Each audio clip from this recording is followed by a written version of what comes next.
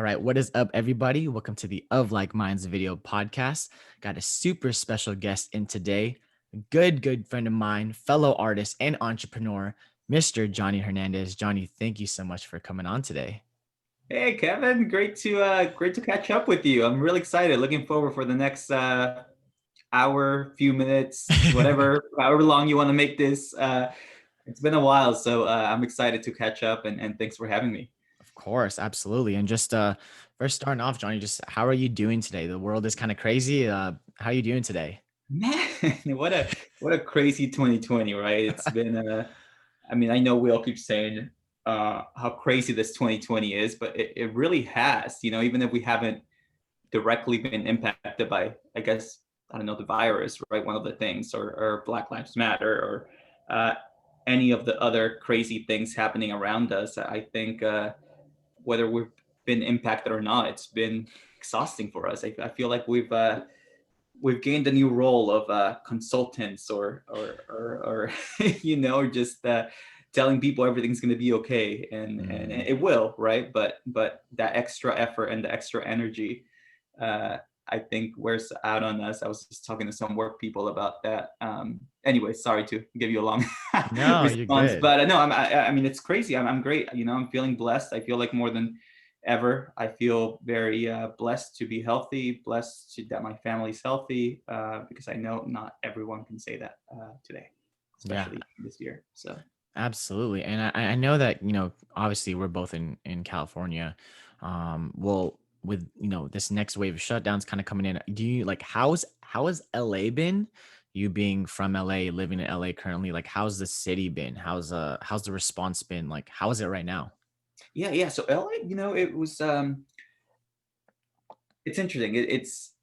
It's pretty quiet, right? So it's very quiet. I went on a drive yesterday just because I'm stuck at home. Yeah. Everyone else should be, or but there comes a time when you just want to go out just to get some fresh air. So I Hmm. just went on the drive, and um, things are quiet. I mean, it's things are shut down, and it was also kind of depressing seeing a lot of businesses shut down, and a lot of restaurants that haven't been able to make it past these times. And but it's quiet. Not a lot of people walking in the streets. That's I live downtown, so Mm-hmm.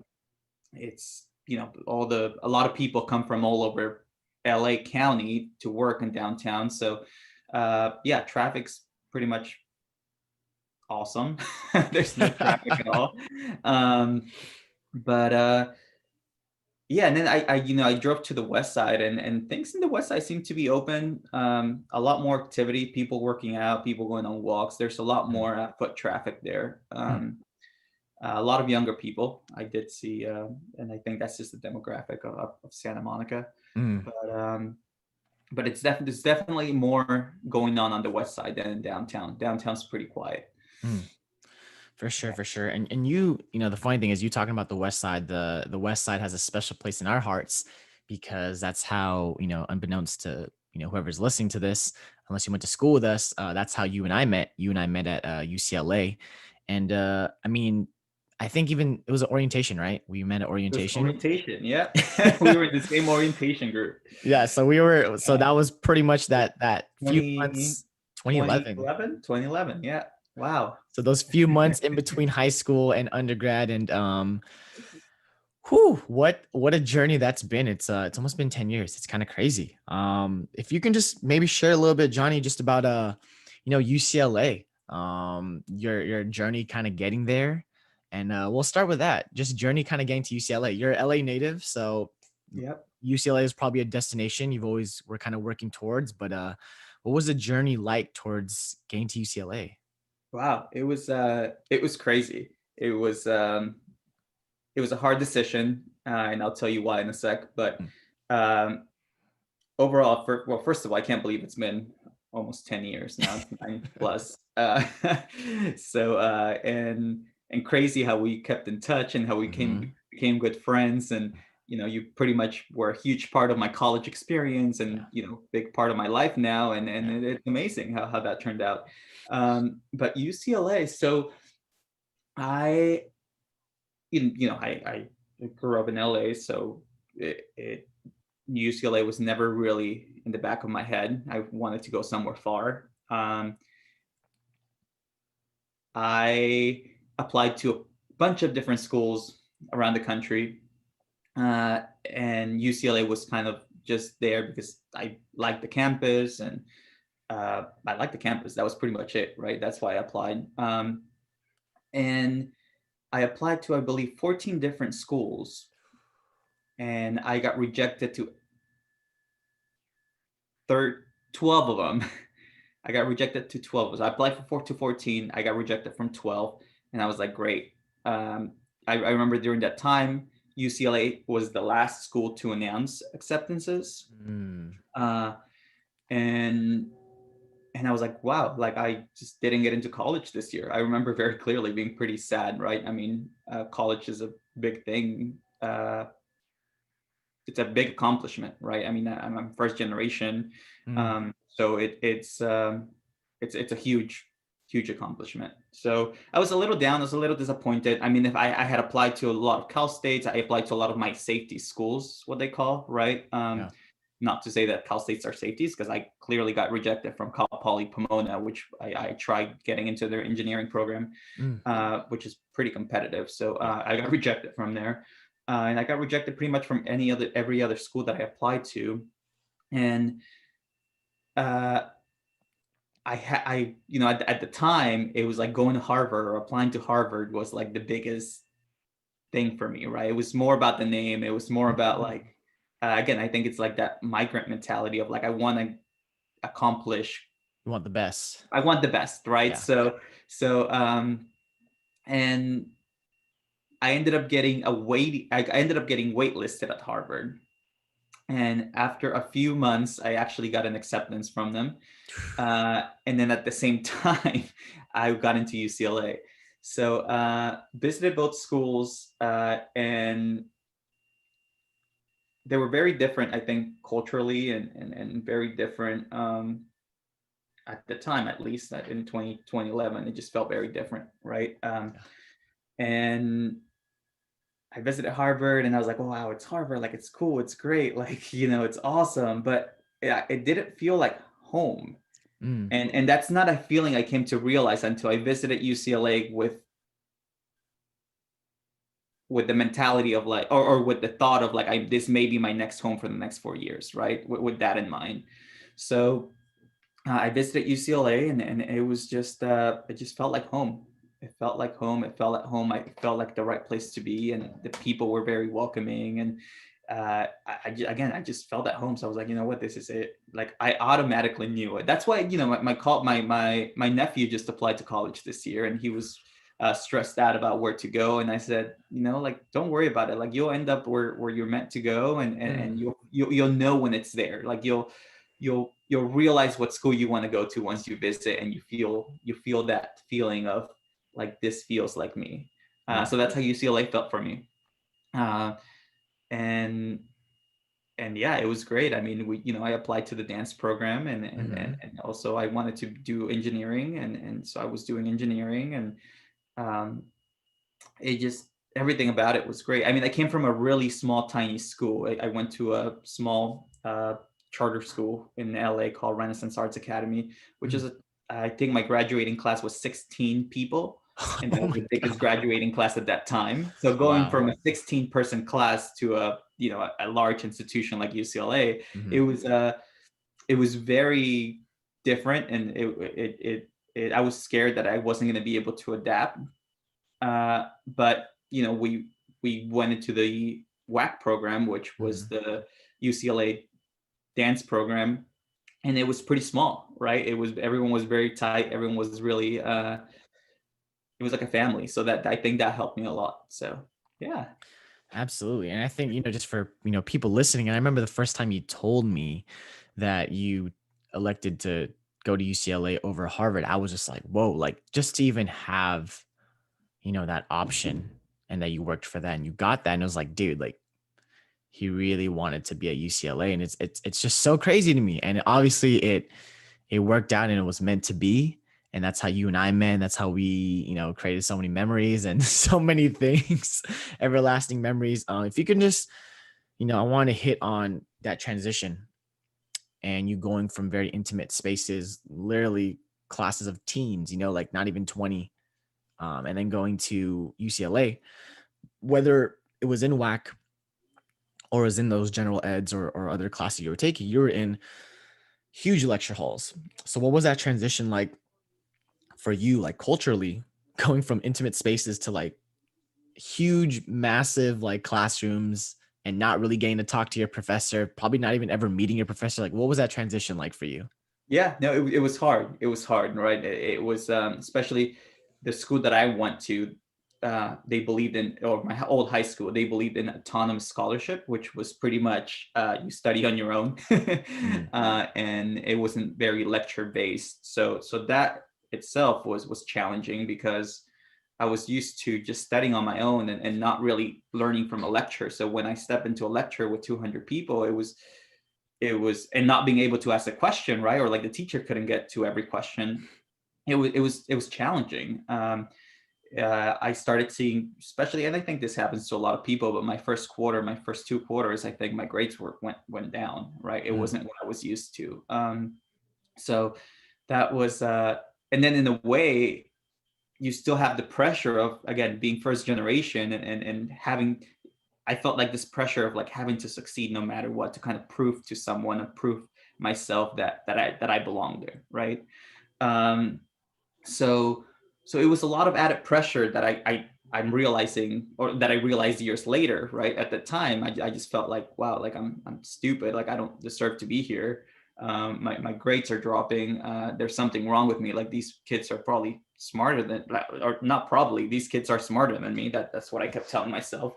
And um, so yeah, it was a hard transition. I think it was. I think the lecture and office hours, right? Like that was something mm. that was not known to me. Like I didn't know what office hours were. We didn't have that at my high school.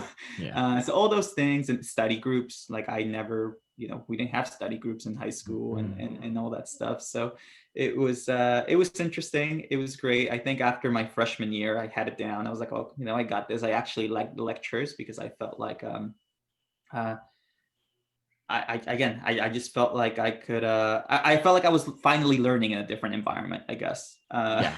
And then I took advantage of office hours at UCLA because, Mm. again, I missed that small school learning environment Yeah. that, to me, that translated to office hours, or that I was able to get that done through office hours. Yeah. Absolutely. And it's just crazy how you talk about, you know, and I can really just relate to you, especially that first year, just being like, damn, like everyone here is through the roof, so smart. And we kind of forget to be kind to ourselves and remembering that you are first generation and you were kind of, pioneering this path of like, okay, like no one else has done this in my family. I need to figure this out. And you got into two incredible schools and you ultimately chose UCLA. And if you can just talk a little bit about extracurriculars that you did at UCLA. I know that you were, Wax Smash producer. That was a huge thing. But if you can just talk about the other extracurriculars that you did at school, I think that's a big thing going to college is not just the in-class experience, but it's also the outside activities Oh that yeah, you do. If you can just talk about, and share absolutely. some of the most impactful ones that you did during your time at UCLA. Yeah, yeah, awesome. Yeah, I think I think college is one of those things that and people say it, right? It's like you get out as much as you put into it, Mm. and a lot of it came from extracurriculars, I think. Um, you know, I always wish I was still in college, but then it wouldn't be the same because the people have moved on, right? So like the people are what make the college experience. Mm. So I was involved with, I tried to involve myself with as much as I could. I mean, I did a program called Unicamp, which Yeah. which you also did, Kevin. Uh-huh. Unfortunately, I didn't get to go to the actual camp. Why Uh, was that? at that time, I think I had like a really, it was a conflict that I had. It That's was like rough. I couldn't remember. Honestly can't remember why, but at the time it was like I couldn't go. And I Mm. remember being really bummed. But I did go through the process, right? Of like, Yeah. for those of you that don't know, Unicamp is you for a whole quarter, for a couple of months. Mhm. You meet with counselors that go to a camp during the summer. So anyways, I did unicamp for a little bit, so I got to meet a lot of my friends through unicamp. Mhm. uh, I was also very tried to be very close to all of my WAC community, right? So our Mhm. WAC is World Arts and Cultures community Mhm. within UCLA. It's the dance department. So I try to get myself involved with everyone there, Yeah. and try to get to know everyone. And it just felt like a family, right? Yeah.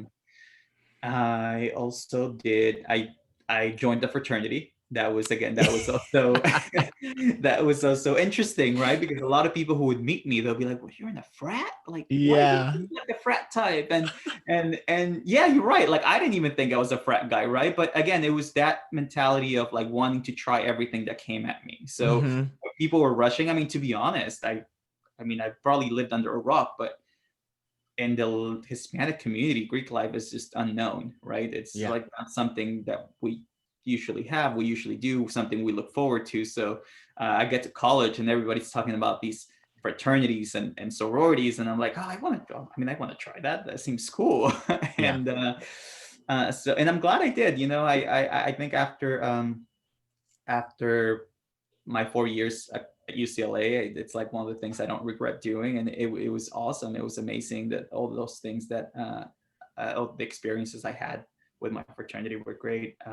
It's not like you see in the movies, or at least not at UCLA. It's not what you see in the movies of like, you know, a bunch of people looking the same, saying, "Hey, bro, what up?" Like, no, it was just a group of like very diverse group of people. As you know, UCLA is one of the most. It's pretty diverse. Which one, if can you disclose which one? I forgot which one you Yeah, were yeah, part it was of. Sigma Pi. That's Sigma right. Pi, yes. It was a very diverse group of guys, and all sorts of majors, all sorts, you know, a lot. We had a lot of international students at the time, so it was great to get to know them and share stories and because it was especially with the people who were from other countries were like, oh, how does this work? Like, what is this? You know, Mhm. it was Mhm. nice. It was really great.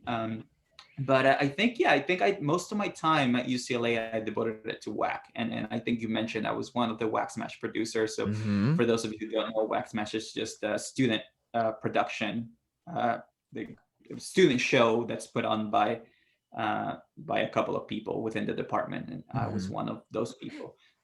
So that was really great to really work with different artists within our department to create a show in the winter for the Mm. public, which was amazing. But I think all those experiences and all of my involvement really paid off after the 4 years, because I felt like I was able to build strong relationships with people, and Mm. I felt like I got to experience a lot. So I'm really, really grateful and fortunate for that. Absolutely. And you kind of talked about it too, Johnny. You really wanted to have this connection with the people we were working closely. So whether that was our professors or our other fellow, classmates in WAC, whether they were our year or a year older, a year younger, whatever it may be. If you can just talk about, what that did for you and your growth. I think a lot of majors in college or most other majors probably wouldn't get that experience having a much larger lecture halls, much larger class sizes. So just that intimate setting and space of people. If you can just talk about the advantages of just getting to know your professors, getting to really know your classmates that you could be collaborating with and creating work, so on and so forth. We just talk about the advantages of that and maybe even the cons too, if there are any. Yeah, yeah, no, absolutely. I think um, I loved it. I mean, I loved it because again, you interact with these people all the time, right? You have small classes, and you're able to get to everyone around the room in a way. I mean, I remember a lot of our classes were, I don't know, 20, 30 people. Uh, Yeah. Hmm. and I felt like I felt like you were able to listen to everyone, right? Where that's not the Mm. case in a lot of the larger majors, or the majors that have just larger groups of people. Yeah. I truly felt like we were able to listen to everyone's point of view, and everyone's opinion in some ways, and um, or at least what they were thinking. You know, if I was struggling with something, I would just ask someone else after class, like, hey, you know, like, what are you doing? Oh, let's sit down and let's talk about it. Mm. Right. And so I felt like I was able to get to know everyone in my class where I think that's just a little harder to do in a lecture hall. Yeah. With the teachers, the relationships with the teachers, that was UCLA is a research university, so a lot of Hmm. the teachers there are working teachers, right? They're Yeah. practicing teachers in their field. So to be able to have that uh, and get feedback from them on specific projects, or be able to get their opinion, or be able to bounce ideas with them, or we were in a small building, right? And you would run into them in the building all the time, and just Yeah. being able to ask them like, hey, by the way, like, what do you think about this? And them answering, right? Like, I thought that Yeah. was really cool. I thought that was a really cool, again, I think the atmosphere that creates is very beneficial to learning, and to learning, and just to it's just good. I mean, it's just a fun, great way to experience college. Absolutely. It's I don't know if you can, if there's any high or low moments in terms of in the class. I mean, I've had my fair share of falling asleep in lecture and getting called out several times. So I don't know if there's, if you can maybe share some like some just memorable moments, Yeah, whether it was absolutely. during your college career or whether it was during in WAC Absolutely. specifically. Yeah, If you yeah. just want to share some of those. Yeah, absolutely. So, I mean, yeah, I mean, we have a lot of experiences with you, Kevin, and one of the ones I remember the most is just, I mean, for I guess the downside in having small classes is that you can't go unnoticed, right? And but so we were required to take small classes, but we also had our GEs, or our general education, which were outside our main building, so Yeah. we interacted with more people. And I don't know. I mean, as you guys can tell, Kevin, there's something about Kevin that you just your eyes come to Kevin for some reason, even when you're in a lecture of like 200, 300 people. And I believe we were taking a religion class because we were we thought it was, or we had heard that it was going to be easy, so we wanted to, I think it might have been our junior senior year, where we just wanted an easy class. And Yeah. uh, we decided to take this religion class, which was great teacher, Mr. or Professor Polk. Polk. Yes, Professor Polk. Yes, yes. Shout out, So Mr. Professor Polk. Shout out. shout out to Professor Polk. But we were having class, and I mean, Kevin, I think he had just stayed up dancing all night or something, practicing in lot 4, or or somewhere there, that Something. he was just tired. And during, I mean, these religion classes, I mean, even though the class was cool, there were some lectures that I don't know. It just, it was a little hard to keep full attention. And to top it off, I think it was like a 2 hour lecture or Yeah, something. I because it don't was remember. It it was a was long lecture. Tuesday, Thursdays. I remember that. It was like, Yeah. yeah. So we were, Kevin, you were paying attention, and I'm sitting down next to Kevin, and all I hear is like, Mr. Belisario, Mr. Belisario. And I was like, Kevin. Kevin had his head down. He had fallen asleep, and Mr. Polk noticed, right, that he kept calling him. I mean, I think Kevin woke up after like the fourth, fifth time he called him. But next thing you know, Kevin wakes up and he's like so confused, like he doesn't realize where he is. Oh my, I think it took you a couple of seconds for you to realize you were still in class. so embarrassing. But I Jeez. think David Millara, who's also a WAC, he's a year or 2 years younger than us. Yes. He was in the same class, and he still talks about it. He like he'll just be like, Mr. Belisario, just Yeah. kind of like an inside joke, the way Mr. Polk said it, right? Yeah, But he laughed. I mean, to top it off, he he was did. he took it the good way, I It guess. also wasn't the only time that happened too. So Professor Polk Yeah, definitely, yeah, he knew me, whether it was from just being a decent student, or it was just because I just so happened to fall asleep every once in a while. Don't really know what I can say about that, but yeah, good time. So, no, well, that what was about you, Johnny? What about you? I didn't realize you're going to bring up a memory of me, a really embarrassing one of me. Is there anything that you've experienced? I think whether it was WAC, because there's a lot of stuff that happens in WAC, or if it was just outside of WAC, maybe a class that we didn't share, just something memorable to you that kind of speaks out to you that you could just share. um I don't think I have one, Kevin. I think I had a lot of really great experiences. I mean, I think for those of you that don't know, WAC allows you to, or the WAC, our department, our Mhm. major, allowed us to express ourselves a lot, and be very open minded, and Mm. and for me that meant getting naked in the building, right? So so I think one of the funny memories I have is just wanting to take off my clothes for everything, which I know it Yeah. sounds stupid, right? But it was just, it was like, I could do it. Why not? Like, it was awesome. And of course, I was wearing underwear stuff, but it was just like creating dances and creating work that involved taking off clothes That's with and so without true. intention. Yes, So and it's like I felt like that's just something that doesn't happen in a lot of places, right? So even being able to do that, it was fun and memorable. I think one of the most memorable, you know, pieces of work that I remember witnessing, and this is actually being completely unbiased, but I come from a training where it's more technique and it's more like performance, and it's very like typical, like how you grow up as a dancer. And I always felt drawn to you and your work because you just had a different way of conveying things. And I think one of the highlights of that was when we did our senior narratives. Hmm. And if excuse me, but if I can say the title, Yeah, you yeah, called it Wetback. And yeah, if you can just give a little description as to what that term means, and also to what drove you to make that, and if you can also describe to the audience, this is going to be on a lot of platforms, so whether it's just going to be audio or if it's going to be on YouTube and they can see it, if you can just describe in as much detail as possible about what that piece was like, if you can just describe the movement, the arrangement, even just the bowl of water, all that kind of stuff.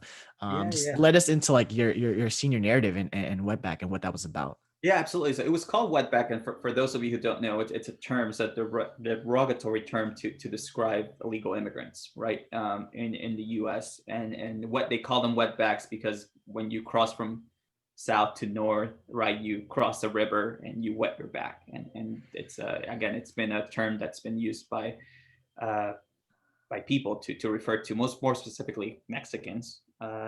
So um, I started to get really into this whole, and not to get political or anything, or I don't know, this is the platform for it, but yeah, I started to get really into migrant rights and the way immigrants are treated in the U.S. Right, and the racism they experience. So uh, for my senior project, I decided to make a piece that portrayed that that that subject of you know being called a wetback, not specifically me, but just my community in general, Mm. right? So um, for my dance piece, I decided to, for those of you who don't know, I was or still am, I still like to consider, I still like to say I am still a postmodern dancer, even Mm. though I'm not practicing right now, right? But um, that involved in I wanted to show people the struggles that immigrant people go through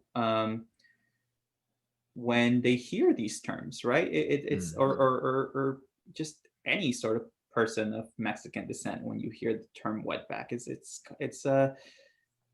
first of all, it's not nice, and second, it just makes you feel like you're not part of a country where a lot of people have lived here their whole lives, and you feel like you're part of this country, and someone calls you that and you automatically get taken back, and it's like a huge punch that tells you, you know what, no, you don't belong here.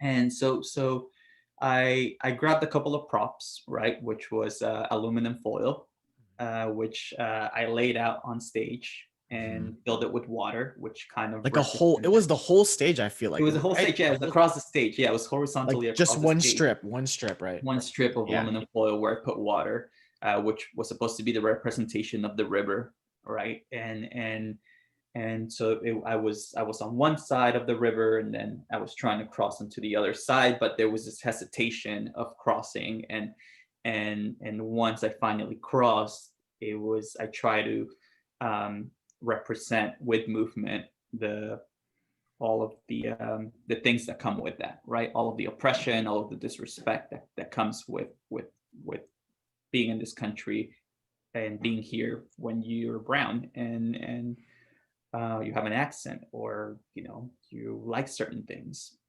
So uh, yeah, again, I try to represent that in my college senior project dance piece. And then in the end, that river becomes, I wrapped it around my head. It becomes sort of like an alien head, right? Or at least that's what I was going for, so that it looked like an alien. Because it at the end of the day, like no matter how American you feel, one word can just completely make you feel otherwise, right? Mm. And make you feel like you don't belong. And so yeah, that was part of the project that I created, and obviously there's more to it as well. Mhm. But that's the overview of what I Yeah. did. If you can maybe even too, Johnny, just really take in, me and also the viewer, whoever is tuning in, even just the process and getting there. I think, especially now, we're starting to see artists and what I've seen dances in particular doing a little bit more of political approach, and which is cool. But I think what people don't see, and people tend to just see the end product, which was the Mhm. piece you just described. But even taking us through the drafts that we went through, we had to, I don't even remember, we had to write like a damn near like over a 10-page It's a long proposal. If process. you can talk about what Yeah. that process was like and how it evolved into obviously what it finally became. If you can just take us through that Yeah, process. yeah, absolutely. Yeah. So for those of you who are not familiar with dance or art in general, right? Um, there's or choreography, I guess. Um, it's a long process, right? It's a long process to make a piece. My project, I mean, if you see my project, it really just involves aluminum foil, water, movement.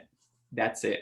Uh, and it may sound easy because you can say, okay, let's just go ahead and do that. You see it on stage and you're like, oh wait, I could have done that, right? But I think the art behind it, it's a lot more complex than that. And I think that's one that I think that separates artists from just pedestrians, Mm, or artists from just the everyday person.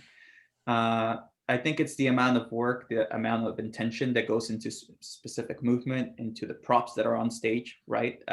So just for me to decide that I wanted aluminum foil and water, it wasn't just a decision that I made in one day, right? It was months of preparation and months of, I think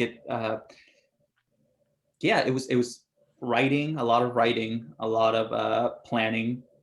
So it involves a lot. I mean, it's you start with an idea, you develop that idea, especially when you mentioned that now, Kevin. But a lot of activist work, a lot of work related to things going on in the world right now is, I think, in order for an artist to get their intention, to convey their message or their intention, is like there's a lot of research that needs to be done, right? mm, And a lot of, especially with something like what I did with the wetback concept.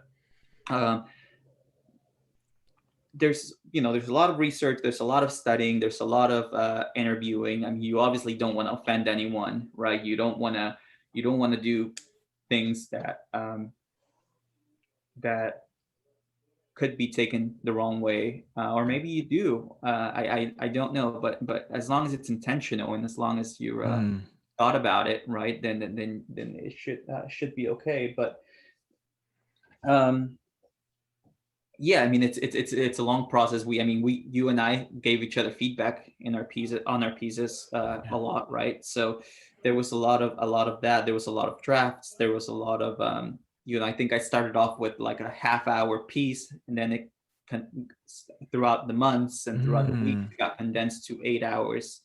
I started off with 15, 20 pages of ideas. I ended up with a page of ideas. So it's kind of like writing an essay, right? It's kind Yeah. of like being a creative writer and just writing out a bunch of stuff and then editing what you don't need. Same thing with the dance piece. Mm. And I think the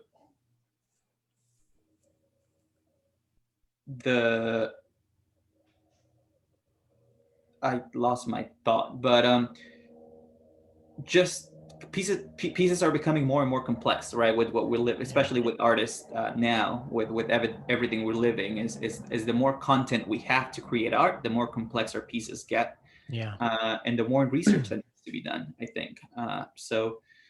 Hopefully, everyone listening to us would agree with me that a dance piece is not just a dance piece. It's a lot more than that, and there's a lot more work that goes into it, and a lot more thinking. And the way you were brought up reflects on your work. Mm, The way all of your everyday experiences reflect on your work.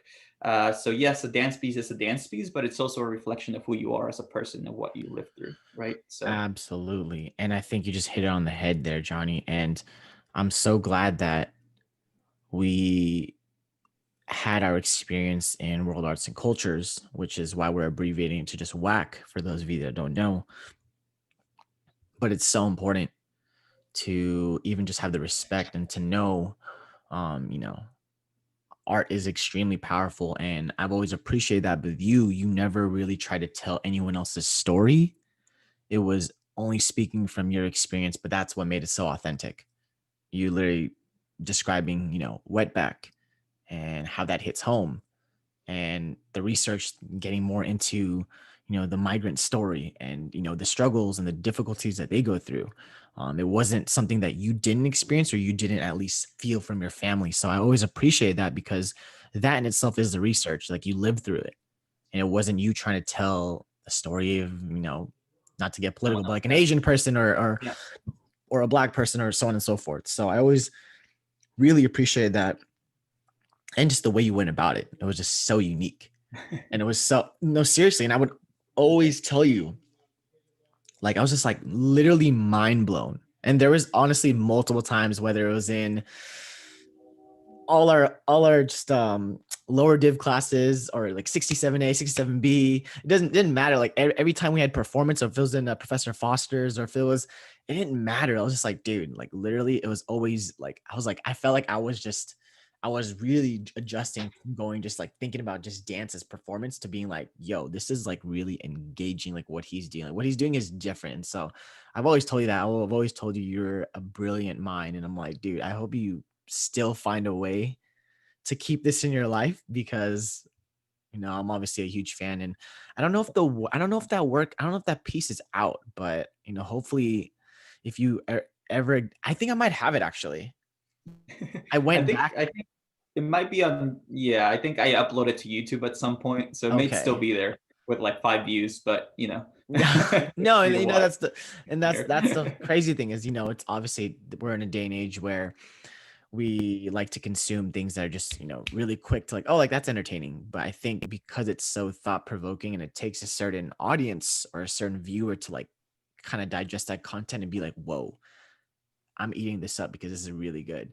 So hopefully we can find that work. I know I went back a few years ago, like right after graduation. I went back like 2 months after and got um footage from Oh, narratives. nice. So I have it somewhere in one of my drives, but we'll get back to that, Johnny. I think, obviously with dance playing such a huge part in your life, if you can maybe just, talk about um where that, kind of going back a little bit, where that stemmed from, like how you even got into dance. And two, athletics also played a big part in your life, and Yeah. that was actually a potential career path that you could have gone. So you can just talk about beginnings of dance, and then how athletics was almost became your life. You can just talk about that. Yeah, no, absolutely. So actually, uh, I played soccer my whole life. I was I I played soccer. I got to play to a very competitive level just at some point in my life, and I got injured. I was injured. It actually didn't even happen playing soccer. It happened dancing at a party. Uh, I forget how old I was, but that's what happened. So I got injured, and as a physical, uh, that was going to be my career path. Although I Mhm. never wanted to become a huge soccer star, right? But I think my mind was always like, I want to go to school. That's what I wanted to do. Mm. But I think soccer was just taking me that route of just doing that for a living.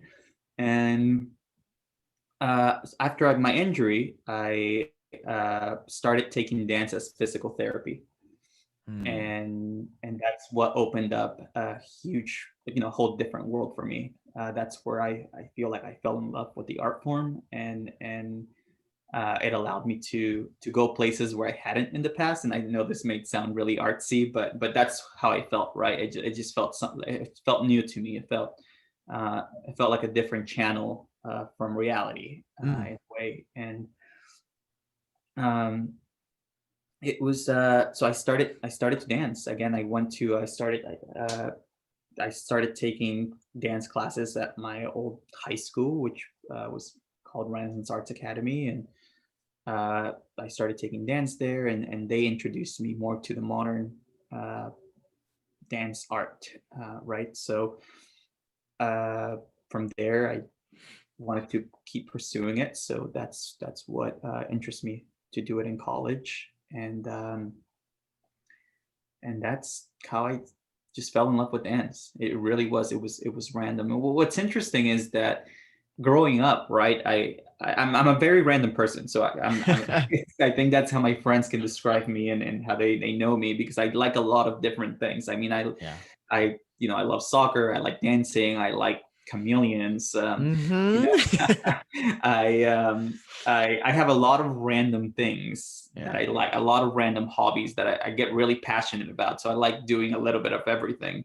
Yeah. But yeah, that dance was just one of those that like I fell in love with regardless. Like throughout my entire life, I did a lot of different things, and the arts kept coming back. And um, again, I come from a family where uh, like being an artist is not a career path, right? Yeah. Again, it's not, unfortunately. And that's what I grew up in that environment of like, you can't be an art like you can't be an artist for a living, right? Like you have to be a doctor or a lawyer in order to that's what success is for first generation families, right? Yeah. Having a clear career path since the day you're born, especially when you live in a country like the US, where where you're supposed to be successful because your parents sacrificed so much to come into this country. So there's that expectation or that guilt that you feel like you need to succeed to make your parents proud. Yeah. So that's a whole nother conversation. But uh, yeah, the arts just kept following me, coming back to me, and then it just I, I fell in love with them again, and that's how it was through soccer. So my love through soccer that I became a dancer. It's incredible to just think, back just to how many different pathways you could have taken. Obviously, if dance, if you didn't get injured, you know, could be playing internationally. Probably would have went to Harvard. Probably, you know what I mean? It's like how different we wouldn't be here. We wouldn't have known each other. It's so crazy how, that, everything. I'm a firm believer that everything happens for a reason. But, if that injury didn't happen, how that could have steered the course of your life, complete 180. Um, I think too, Johnny, just, the audience might be wondering, and I still wonder, obviously it's sometimes the people that have the mind or the ability to do a profession, sometimes the best, or sometimes the ones that are most capable aren't actually doing it. And if you can just maybe share a little bit about, that pivot, and you've always had, like you said, you're kind of random, and you have other interests. If you can just give a little bit and speak about, what you do now, especially, I know dances will always play a role in your life, but it's not the main thing that you're doing right now. If you can just give the audience a little bit more as to what you do currently, and what that world is like. Yeah, no, absolutely. So I've always had this entrepreneur in me, right? I've always Hmm. felt like hustling and making money, and Hmm. I felt like doing different things. I mean, during college, I was making money on the side by selling chameleons to the dorms. Yeah, chameleons, like the actual lizards, right? I've I seen got them. this Yep. hobby of like really uh, for some reason I like things that look funny, and to me chameleons looked really funny, so I got really into them, and I started studying them, and I started there's not a lot of vet people or veterinarians that deal with chameleons. So there's actually a chameleon group in LA called South Bay Chameleon Keepers, which I was a part of. Of course, I was the youngest person there by like at least 30 years. But I got really into it, and then it turned to be like a way of to create income. I started breeding chameleons and Hmm. people in at UCLA, wanted chameleons. So at the time, it was just a way for me to make money, right? It was just like this college kid trying to make money. Uh, but yeah, it's just I do. So after college, I graduated. I didn't know what I was gonna do. I just know I wanted to be my own boss. Mm, Things don't always turn out to be the way you want them to be, right? So uh, I ended up getting a contractor job for a financial firm here in LA.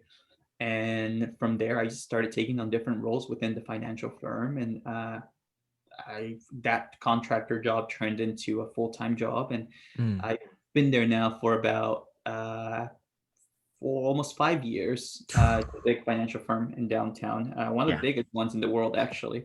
Yeah. Not to sound like wow, but it's just I just want people to know that I went from dancing and having no finance background to Mm. working at one of the leading financial firms now, and I wasn't doing things finance related when I started, and even now afterwards, I transitioned to a couple of different roles throughout the company, but I was very close on quitting, last year, Yeah. and it just didn't feel like me. It didn't feel like I felt like I wanted to do something else. I wanted to feel like I was being more impactful to the work that I did, Yeah. just because that's what I was used to, right? I was used to Of creating art, course. creating content, creating things that Mhm. would hopefully impact my audience. And I didn't get the satisfaction from work. So I had a talk with my boss, right, my managers, and I said, I need to do some, like I need to leave to feel like I'm myself again. And they said, well, what do you miss, right? And um, I said, well, I miss being creative. I miss these are the things I like, and they're happened I kind of created my own role within my company, and now it's turned into a group. There was someone else was already kind of trying to start this off the ground, which was a group that deals with media. They call it media services. It's creation Mhm. of content, and now producing virtual events. Yeah. So I kind of just help out with the logistics, and that's what I'm currently doing now for this financial firm, Mm. is creating virtual events and virtual content for meetings that happen with different companies. So it's a bit of a complicated role in terms of like explaining it, but I Yeah. would have never, 5 years ago, that never would have crossed my head. Yeah. And I'm also an entrepreneur, like you mentioned at the beginning, Kevin. Mhm. I do have a lot of different hobbies, so in Mhm. a lot of different areas that I like to learn and get involved with. So I do own a couple of different businesses that I've been able to do in Mexico, actually. Mhm. So I started building like a small motel, 16-person motel, and then from there I sold it and turned it into a bigger one, and started Mhm. to go from there. I built my own coffee shop too.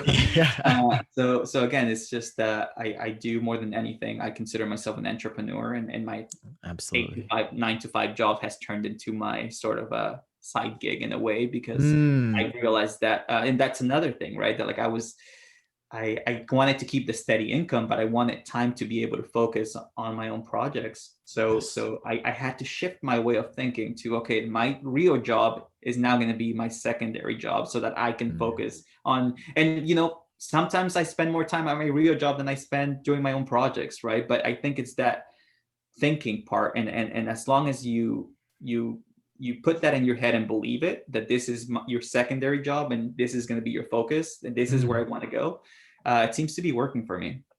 So Absolutely. yeah, that's what I'm doing now. Again, focusing on different projects. I'm always looking for different investment opportunities. Mhm. That's just what I like doing, and obviously still very involved with the arts. The arts, again, is something that is very close to my heart and something Mhm. I don't want to stay away from. And even though I'm not creating choreography at the moment, I am still involved with the arts. I'm a board member of I'm a member of a nonprofit that's close to USC. It's called 24th Street Theater, which Mm. teaches art to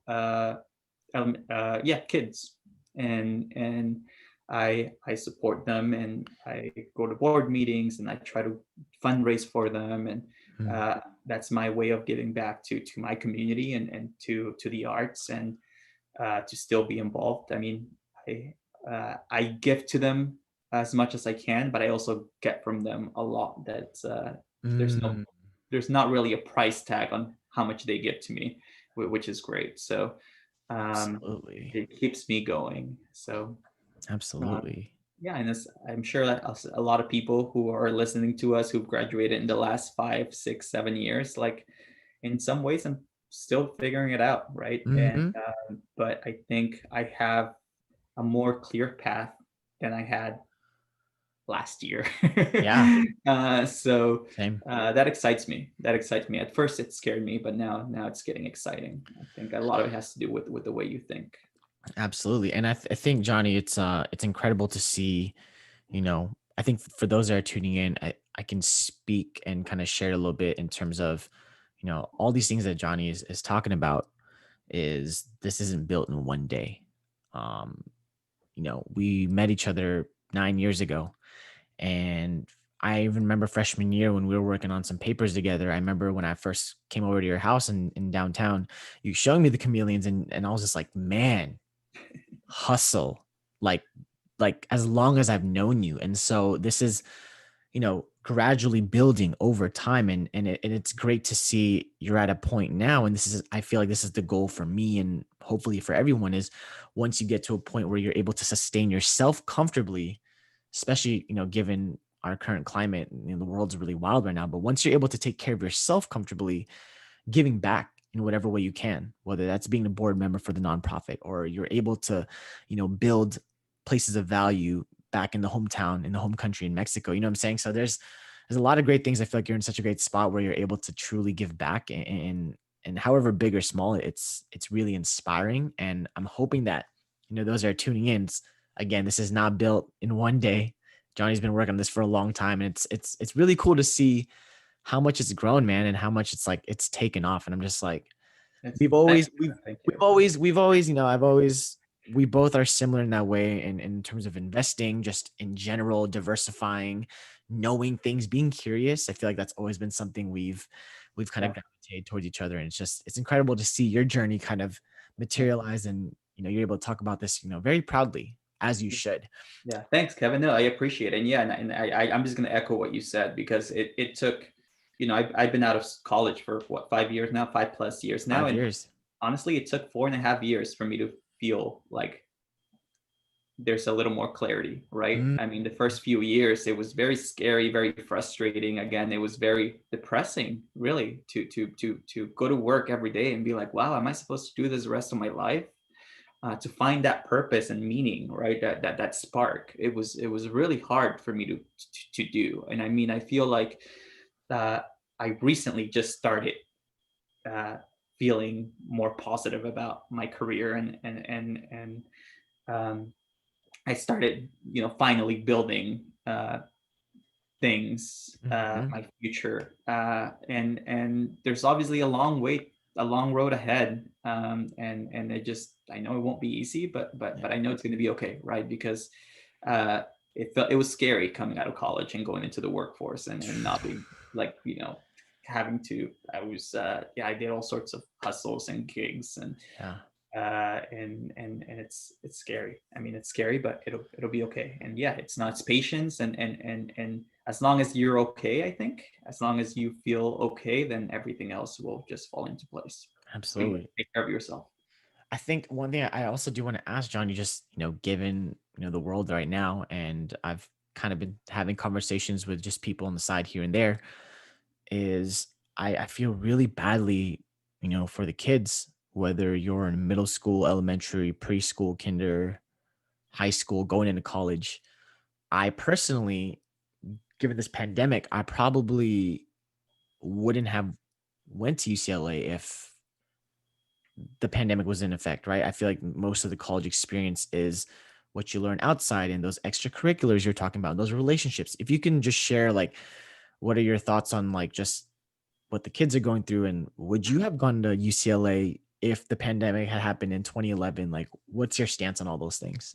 Yeah, no, I mean, I feel bad, right? And I think that's my first answer, just because I'm actually sitting right across from a cow hat that I got my nephew.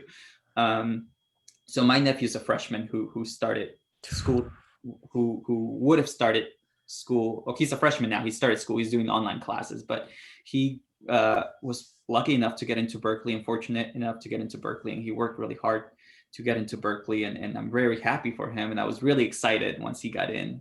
But you know, he hasn't been able to be on campus. He's not going to get that college experience. I see my youngest nephew started high school, and he also, you know, the transition from middle school to high school, it's just, I feel like he's missing, they missed out on all this, all the traditions, all the world as we knew it, right? But so in a way, I do feel really bad, but at the same time, there's a lot of new opportunities that are coming out from this pandemic, right? Like you said, Kevin, you started this podcast due to the pandemic, right?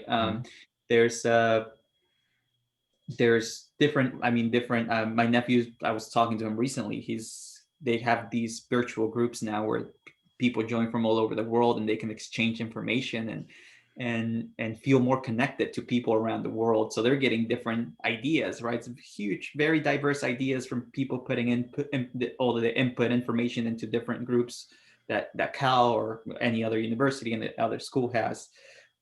So again, those things, they're working differently, and I do hope he does get the college experience once this is all over, right? But for the time being, I think it's a pretty unique way of learning, and it's hard. I mean, it's hard because I mean, I sit at work, you know, 8 hours, 9 hours a day, and it's hard to be in front of a computer and be having to pay attention and be on the whole time. That's exhausting. But yeah, I think it's brought new opportunities. I mean, a lot of universities, right? For those of you listening, there's a lot of free classes that schools are offering, right? There's a lot of that thing that we didn't have before. A lot of really great information, a lot of free information, a lot of free seminars and lectures that people can take and whatever you're interested in. I feel like taking advantage of that would be great, right? Because I feel like although we're living through a pandemic and that's already a lot to think about and a lot to handle, right? There's also maybe try to build some room to focus on yourself and learn and something that you didn't have time to before, right?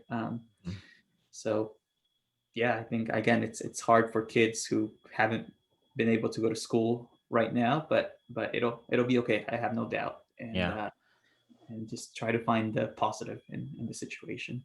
It's gonna be a transition for sure. But I feel you, same sentiments. It's tough, but you know, hopefully we can get through this sooner rather than later. It's gonna have its repercussions in the future, but you know, my heart goes out to them. And again, I'm happy that we were able to experience, like, get the true college experience. And I'm hoping that those things can be cleared up soon. Now, Johnny, one of my favorite and most memorable memories with you, and we've had many parties, many trips to Westwood. A lot of Fat fun, a Sal's, lot of Fat Sal's. By the way, this is not being sponsored by Fat Sal's, but Fat Sal's, if you want to send us a sponsorship, bro, we greatly Fat Sal's appreciate it. and Bella Pitas Bella Pita, yes. Oh man, I miss that.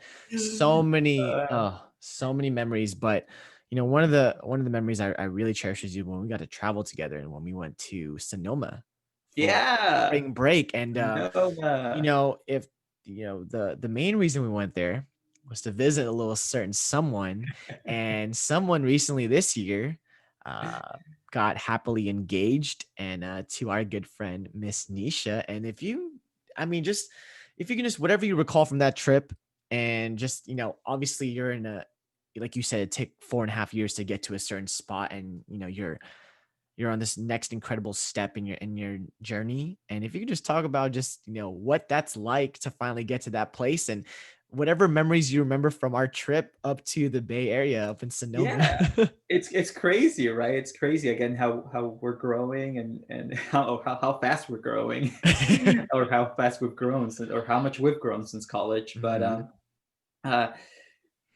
I mean, yeah, as Kevin mentioned, we took a trip up north to Sonoma when we were in college. Little did I Just know, us, by the way. just us. It was I think it was 9 p.m. or something when we left, Mhm. and uh, in a I think I was driving a Toyota Rav4 Yeah. uh, that was having car issues at the time. And I don't think I ever told you because I didn't want to scare you because I really wanted to go up north, right? Yeah. So I wanted to see my crush at the time, Mhm. and little did I know it was going to end up being my wife. As Kevin mentioned, I'm currently engaged. But going up, it was just, I mean, it was one of the best trips I've ever had, to be honest, right? Yeah. It was, we obviously both dancers, we both like music. So it was nighttime. So Kevin's job was to keep me awake. So for those of you who know Kevin, it's the best co-pilot you can have. Um, you won't fall asleep. So we were dancing up, all the way up. We were dancing the entire time going Mhm. up. It was, we talked about a lot of things. We talked a lot Mhm. about um, our upbringings, and I feel like, Mhm. although we knew each other a lot, I feel like we reached a different level and had conversations Mm. that went beyond our normal ones at that time. Yeah. And just, again, just being up there with our friends, it was fun. We stayed at your dad's house, which was awesome. Yeah, we did. Oh, I Over. totally forgot about that. Letting me stay there and crash there. We did. And And our goal was to my goal was to come back with a girlfriend, right, at that time. And yeah. and that didn't happen that time. Yeah. Although because she was unaware, right? She was unaware that I had a crush on her. And Yeah. but but it was fun. It was memorable. It was a great thing to do in the summer. It was one of those like warm summer California weekends that was simply amazing, and I'll always remember it. And uh, I got to talk to Nisha, who's now my fiance, and Mhm. um, it was just very memorable. One of the best trips that absolutely I will never forget. And you were a big part of it, so thank you for Absolutely. going with me. I don't know if you remember too, we also I remember one of the nights we were already in the bay, but we were driving and there was like a deer on the freeway. I don't know if you Yeah, remember we that. we almost killed the deer, or we killed ourselves by avoiding the deer. Yeah. But that was scary, absolutely. So we don't, not to top it off. It was the first time, or yeah, it was. I think I got pulled over that same night I remember. for missing a stop sign. Yeah, absolutely. I do remember that. Yes, I We remember did? on our way back from the concert. We went to a concert, and I missed the stop sign on the way back to your dad's house, and I got pulled over, and the cop didn't believe that I wasn't from there and I wasn't familiar with the area. And I remember you being really concerned. You were like, "Oh man, I'm sorry." And I was like, "Oh, whatever. I guess it makes." I was down too, but I was more excited because I had just seen my crush, so it was a Yeah. perfect day for me. But yeah, I almost got a ticket. He let us go at the end. Yes. He was like, "Okay, here you go." I think I think you suaved out of that and just sweet talked him and got out of that. Also, too, I don't know if you remember, we visited Marina too. We I visited don't know. Marina. Yeah, shout out to Marina. Marina, if you're Shout out to listening to this. Marina. But yeah, Marina. It was such a perfect trip. It I was a mean, we great got to trip. see so many of our friends, and We went uh, wine tasting. Did we go we to saw like a Brenda. I vineyard? think we saw Brenda. Did we? I think so. We went. It was shout out to Brenda too, and then we went to a vineyard, right? Didn't we go to a vineyard? Like Yeah, we we were went just to we went to Sonoma, to the vineyards. It was funny, right? So we went to Sonoma, and everyone's kind of laid back in Sonoma. yeah. And you and I were wearing suits. We were really So trying. we looked really out of We were place. really trying.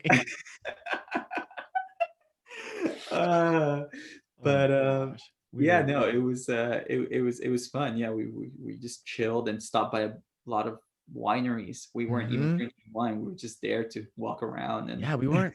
Yeah, I don't even. I think we. I don't even remember if we were 21 or not. Well, because no, we I were don't remember. driving. That's why. But yeah, but but it was Oh fun. my God, it's incredible to see. And I remember when I saw that post, it was not even couple months ago. I would feel like, right? It happened recently. Yeah. So I got Literally a couple engaged months in ago. September, at the start of September. There Yeah, you up go. north actually. I drove up to San Francisco and proposed. And I broke remember the seeing that, and I literally FaceTimed your ass right after. And it was cool because you guys were actually driving down. We're driving back down. Yeah. And it was cool because I got to say congratulations to both of you. And it was funny. You both were like smiling because you probably knew why I was calling for, obviously. But that was just incredible because, I kind of heard it, but when it was still just like an idea, when it was like, dude, like I like really, you know what I'm saying? It's just so cool to like to actually see that trajectory and be like, dude, I was there from the beginning, and then to see it, like it was amazing. And I couldn't be happier for you guys. And you know, hopefully, excuse me, by the time the wedding comes through, It all hopefully the pandemic, travel, I hopefully. don't we don't know how long that's gonna take, but praying for that. Thank Johnny, you. just you've shared a lot with about your journey and your narrative, and with dance, your college experience, and even how athletics was almost a route that you took, even to getting into what you're doing now, working at a big financial firm, and doing the 9 to 5, but still staying true to your artistry and your entrepreneurial side, and making sure you're hustling there even more. Not that this would change anything, but if you could say anything to your 13-year-old self, what would you say? Ooh. Um,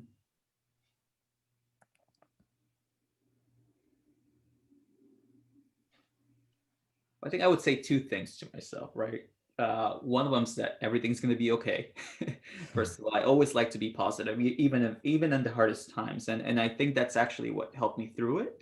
And I Mm, feel like that's where I can contribute to people around me. And I'll come back to that in a sec. But sec, the second thing I would tell myself is to to build relationships, right? To mm, build relationships with people, because I feel like I would have never gotten this far if it wasn't for the people around me, and um, and if it wasn't for the people that trusted me and the people that encouraged me. To me, my friends are like my family. Um, I I don't have a lot of family in this country, right? But even my parents now, after I graduated, they moved back to Mexico, and but my friends have always been a big part of me. I've always been able to share things with them. I've always been able to get their opinion, their ideas. So just knowing that there's people surround yourself with people who you care about, and mm. everything will be okay. That's what I would tell my 13-year-old self. I feel like, but yeah, I think it's just sometimes you can't do it alone, right? And I was one of those people. I know there's people who do accomplish great things on their own, but uh, I don't. I rely on a lot of people, and I rely on different opinions, and I rely on true friendships. So that means a lot to me, and I feel like everything. I think my goal in life is to one day be successful, so that I'm able to help those around me, right? Whether it's my friends, whether it's my community, whether it's my country, whether it's the world. Hopefully one day, right? I like to dream big, so Yeah. uh, I hope to one day be in that position where I can make a huge impact in the world. And I think that's the funny thing is that, human nature, we always want more. And I think you're already doing a lot of that, and just being kind to ourselves. And I think that you're well on your way if you're not already doing it, in my opinion. Um, but it's been incredible, Johnny. You're one of those people in my life that we can not talk for months, even years, and it just feels like yesterday. And it's been awesome to hear and share your story, and hopefully those that are tuning in can take from Johnny's narrative and figure out how you can apply that to your lives, and how he's navigated through adversities and so on and so forth. But Johnny, this is gonna be the first of many.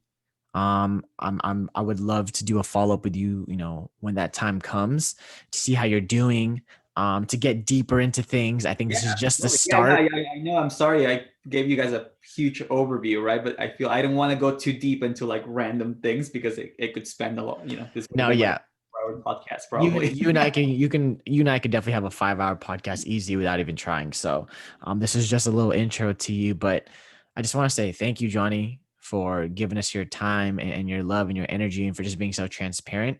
And I'm looking forward to having you next time, sir. All right. But and still Thanks, till man. then, I appreciate stay it. in Thank you touch, stay everyone for healthy. listening. Thank you, Kevin. Love you Appreciate it. so much, man. We'll talk to you soon, Johnny. Talk to you soon.